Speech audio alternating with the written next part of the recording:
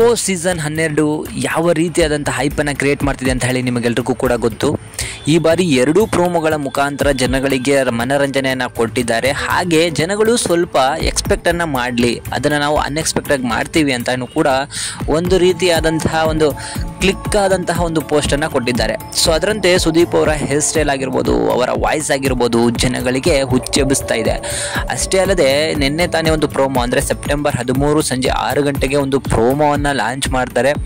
ಆ ಪ್ರೋಮೋದಲ್ಲಿ ಇದ್ದಿದ್ದೇನಂತ ಹೇಳಿದ್ರೆ ಸುದೀಪ್ ಅವರು ಒಂದು ಈ ಬಾರಿ ಇರುವಂತಹ ಒಂದು ಕಾನ್ಸೆಪ್ಟ್ ಏನು ಅನ್ನೋದನ್ನು ಅರ್ಥ ಮಾಡಿಸ್ಲಿಕ್ಕೆ ಟ್ರೈಯನ್ನು ಮಾಡಿದ್ದಾರೆ. ಸೊ ಆ ಕಾನ್ಸೆಪ್ಟ್ ಪ್ರಕಾರ ಒಂದು ಕಥೆಯನ್ನು ಕೂಡ ಹೇಳಿದ್ದಾರೆ.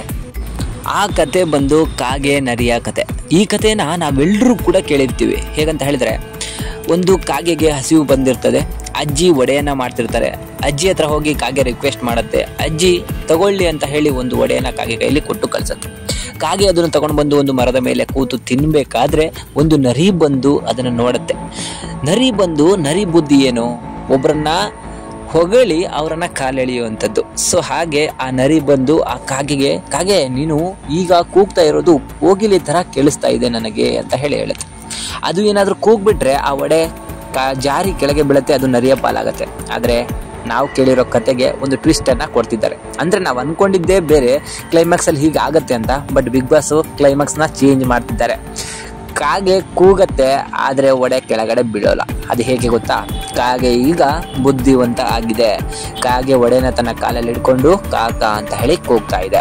ಸೊ ಅದರಂತೆ ನಾವು ಬಿಗ್ ಬಾಸು ಸೀಸನ್ 10, 11 ನೋಡಿದ್ದೀವಿ. 11 ವರ್ಷಗಳ ಕಾಲ ಬಿಗ್ ಬಾಸನ್ನು ನೋಡಿದ್ದೀವಿ. ಬಿಗ್ ಬಾಸಲ್ಲಿ ಏನಾಗುತ್ತೆ ಅಂತ ನಾವು ಮೊದಲೇ ಕಂಡುಹಿಡಿತೀವಿ ಅನ್ನೋರಿಗೆ ಈಗ ಬಿಗ್ ಬಾಸ್ ಸೀಸನ್ 12 ಚಾಲೆಂಜ್ ಆಗ್ತಾ ಇದೆ.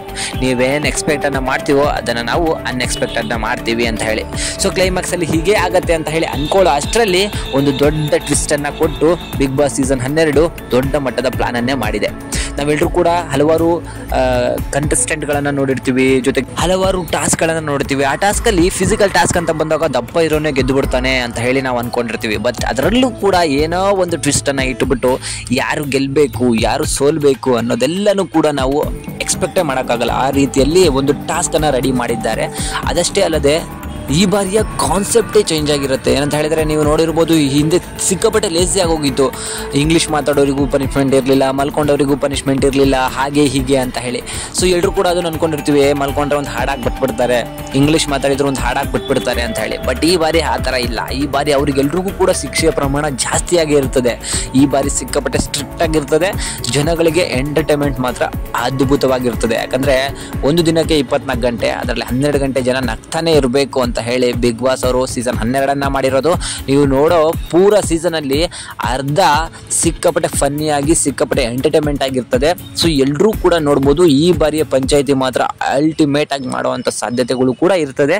ಕಂಟೆಸ್ಟೆಂಟ್ಗಳು ಅಷ್ಟೇ, ಯಾರೂ ಕೂಡ ಇದುವರೆಗೂ ನಾವು ಹೇಳಿರೋಂಥ ಲೀಸ್ಟಲ್ಲಿ ಅಮ್ಮಮ್ಮ ಅಂದರೆ 2-3 ಜನ ಬರ್ಬೋದು ಅಷ್ಟೇ ಅಂತೆ. ಅಂತಹ ಒಂದು ಲೀಕ್ ಆಗದೆ ಇರೋ ಕಂಟೆಸ್ಟೆಂಟ್ಗಳನ್ನು ಕೂಡ ಈ ಬಾರಿ ಆಯ್ಕೆ ಮಾಡಿದ್ದಾರೆ. ಸೊ ಬಿಗ್ ಬಾಸ್ನ ಅಪ್ಡೇಟ್ಗಳಿಗಾಗಿ ನಮ್ಮ ಚಾನಲ್ನ ಸಬ್ಸ್ಕ್ರೈಬ್ ಮಾಡಿ ಇಟ್ಕೊಳ್ಳಿ.